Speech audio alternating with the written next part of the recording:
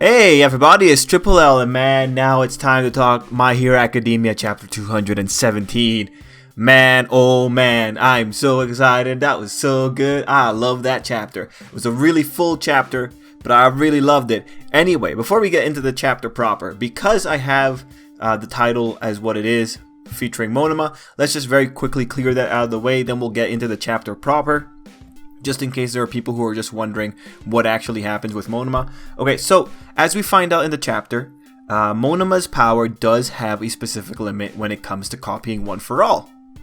And this is pretty much that, well, Monoma can't copy the memory of the quirk, or in this case, the stockpile of the quirk. Now, Monoma has his own terms for it, according to the Jemani's box translation, that being it's an accumulation type quirk.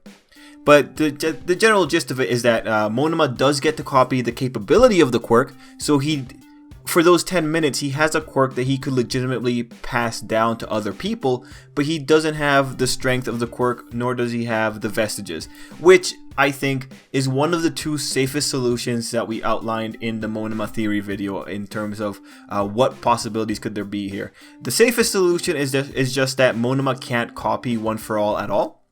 The second safest is just he copies the capability and doesn't do anything with he just can't copy Izuku's current stockpile. And honestly, I was really surprised with how the author explained it. Like, I never thought to consider Fat Gum as an example of someone who was like Izuku in this case, because Fat Gum effectively, physically stockpiles, and then so Monoma could copy Fat Gum's ability, but without the fat, it doesn't work. I love that. That's really good on the author. I like that he thought it out that far, and I like the classifications that we ended up getting. So, for those random fans that may just be on the video to know what's going on with Monoma, yeah, he can't copy all of one for all, but he can copy some of its capabilities. And in that case, when you think about it, if Izuku was to tell Monoma exactly how one for all works, there's nothing stopping Monoma from churning out a bunch of one for all users, because Izuku could tell him, then Monoma could go around, he takes the quirk, he passes it on to Bakugo passes it on to someone else, and they could just have this little chain where you end up with a bunch of people with maybe the strength of 5 people behind them. I think that'd be really, really interesting, but that kind of abuse, I don't expect that's not the kind of abuse that you would see unfold, I think, in Hero Academia, because that's just a little bit too unregulated. Maybe one day when we're at the final battle, maybe they pull that out as a final countermeasure, but it's one of those things. It's too broken, so I don't think they'll actually go for it. And there is still a question of whether or not one for all works if the previous holder is still alive, because as you recall, guys, and now in case there's any of those people who are just here for the Monoma thing, everything now is just going to be talking about the chapter. Back to the one for all thing. All Might still hasn't really formed inside of his vestige, and I really do think that might be because All Might's still alive. I think once All Might dies, he might be inside of Izuku. And that's a really interesting thing to think about. Anyway, let's get into the chapter. Now, man, I love this chapter, alright? There's two things that I really like, and this chapter has them. I'm pretty sure for you guys who have been following me for a long while, I think you have a pretty good idea that I really love character interactions. Character interactions are what I read stories for. I want to know how characters get along with each other. I love seeing how authors kind of write the relationships in. I love shipping for that reason, because with shipping there's people coming up with context based on very little evidence, and that is a treat every time to read it, unless it goes too far. And for me, too far is fan fiction. I don't really care for that, but respect for the people who get really involved in it. So in my ideal world, I would have a story where you get to the final battle, and then you have 100 chapters after that are just detailing characters getting along. That makes my day, man. But, you know, that's not very profitable. So I don't think I'll ever see that outside of the light novels and the side stories that the light novels publish. But anyway, in terms of character interactions, this chapter had it, man. And I'm so happy about that. Starting with Bakugo and ending with Eri. Man, wow. I was into it. I loved it. I even loved a little bit with Class 1B and Class 1A at the middle part of the chapter. We will talk about this sequentially. I'm just telling you guys just the general overview things. And then the other thing that I really love is nitpicking, or, you know, just stupid trivia, or, you know, just fleshing out things that I don't really need to know. I love it. It's one of the nice things. I love collecting trivia, and in this chapter what I'm referring to is just the little details. I love that the author went and made little details for Monoma. I love that he had little details for Kirishima and Tetsu, like when they're talking about, yo, Tetsu, he can withstand heat, but Kirishima gets harder as he gets hit. That was really interesting. I love that contrast. I love that interaction. I also love that Kirishima looked like he was being beaten. It was like he was just in a domestic abuse situation. You know, mind you, it's a kind of a dark situation to love, but in the terms of a manga where things are safe, I just thought it was a funny image.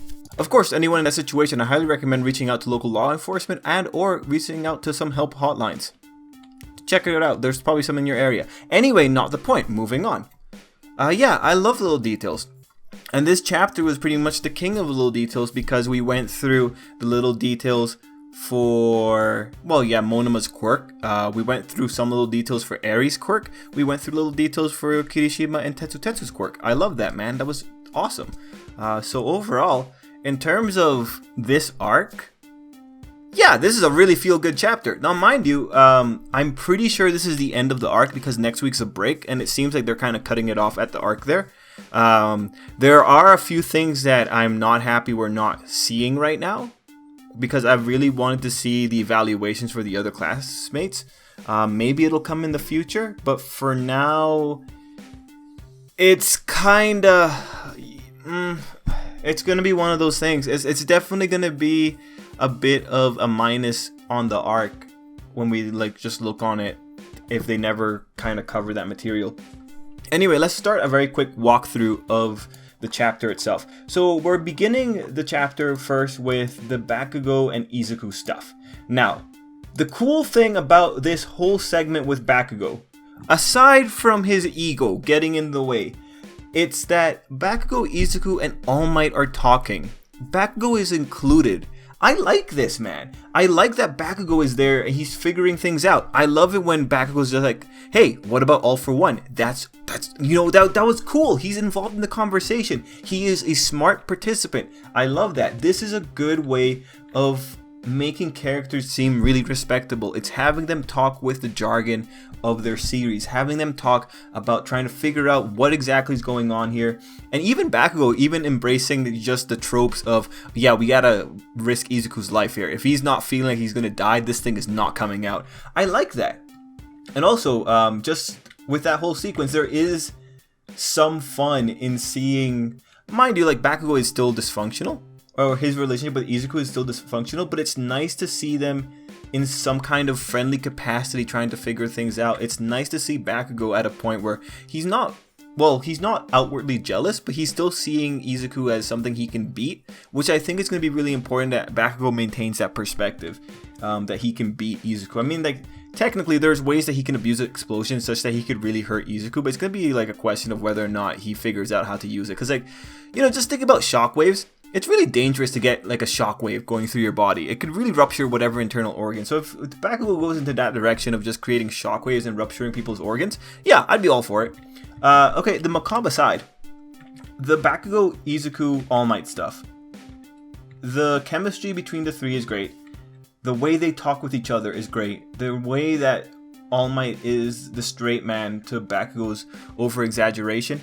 Yeah, this is all really good stuff. Now, mind you, one of the things that we got out of this whole conversation is that All Might has no idea about this whole All for One power, which begets the question, like, is Izuku the first one to actually tap into this system, that there are so many quirks left? And now, when you consider that the Bald Ghost, and we know that he's not the predecessor before Nana, now that you consider that the Bald Ghost knew that there are 6 other quirks in there, including his own. It means that the bald dude, he's aware of someone that came after him. And that's really interesting because that does imply consciousness, which kind of does lead into the idea of All Might's not going to be there till his consciousness in the real world is done. It's just the ability to accept new information and integrate it and relay it to another person.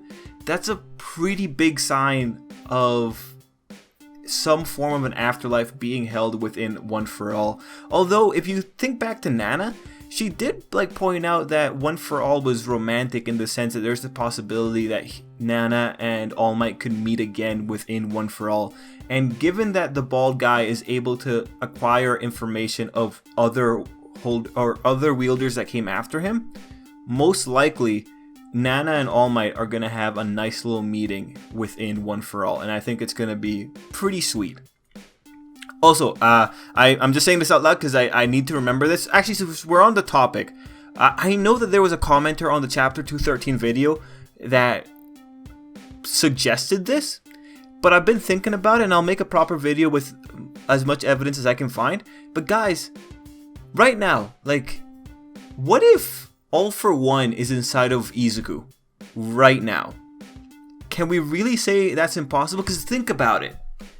The One For All quirk is born of 2 quirks. One being the quirk to pass things on, and the other quirk being the stockpile quirk. If you assume that the vestiges are there because of the stockpile quirk, that is, the stockpile quirk could also store people's mental imprints, that was an ability that it had, then All For One holding the stockpile quirk might imply that a piece of him got imprinted into the stockpile. A very small piece. It'd probably be at the level of the All Might piece. But there might be a fragment of All For One hiding inside of Izuku. And then that would help make more sense of the situation where All For One is able to sense his little brother, because if a piece of him is inside of Izuku, it's inside of the vicinity, right? So what do you guys think about that? All For One inside of One For All. Let me know. Anyway, moving on. The next 2 pages are Class 1A and Class 1B getting together. And so the big ones that the big thing that I really enjoyed in this page, aside from Kirishima being abused by Tetsu, is just the group shot of everyone hanging out, because that was nice. Now, let's point it out. Also, guys, you might have noticed that I didn't have any manga panels for the good portion of the beginning of the video. It's because Shonen Jump is striking down my videos again. But now, it's 12 minutes in, they're probably not listening. So, as you can see, we have Ochako, Suyu, and Invisible Girl all huddled together, just boosting the Ochako-Suyu relationship. We have a very interesting Mushroom Girl and Tokoyami, and she's a fanboy of Hawks. That's pretty cool. Vanta Black is right behind Tokoyami too, but that's because they're tuning, so that makes sense. Then you have a nice shot of Momo and her friend Kendo. Love that. It just reminds you, after all is said and done, we're all just friends. We're just fans of the same series. Anyway, then you have the real kicker of Mineta being brainwashed by Ashido. I don't know what's going on there, man, but I'm kind of into it. And then you have other people talking just about heroics. They got 3 finishing moves, they got 4 finishing moves, whatever. That's something that hero kids would totally be talking about. I'm into it. Anyway, after that page, we got the Todoroki deduction page. And really the most valuable thing that I really take away from this is that Endeavor is on his phone.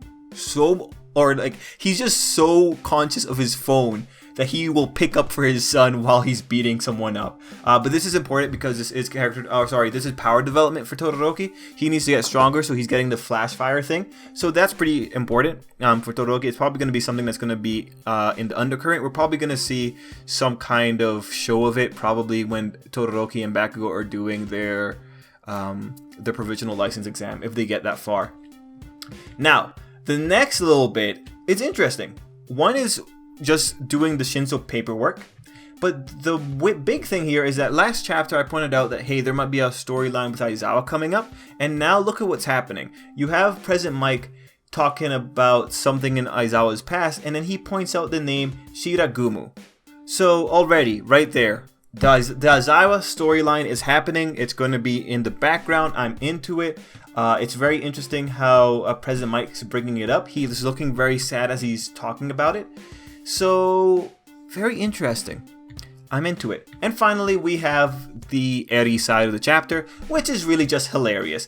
Monoma is the dark side of UA, and it's great that everyone knows this. It's great that Aizawa says that he had to bring Izuku along just to make sure that Monoma doesn't scar Eri. Guys, Monoma is not someone you should have near children, and Aizawa agrees with that. I think that's hilarious. Anyway, we kind of already talked about the big parts here, that being that Monoma pointed out the whole thing about the accumulation thing. One thing that I do think is also important is that Monoma is kind of showing that he can copy mutations. That's really interesting because he got the horn, and it's also very interesting that this is an accumulation for Eri. I guess this is the part we didn't talk about. What does it mean for it to be an accumulation for Eri's side? Does she need to get stressed? So is this like the more stressed she gets, the more she can activate it? It's very interesting. I'm so curious, like what is going on there? But this is going back to what we were talking about last chapter, where are we going to get an easy solution to media, or are we going to get a longer solution? And it looks like we are in fact going in for the longer solution. Anyway, the chapter ends off with a nice conclusive message with Izuku and Eri there together.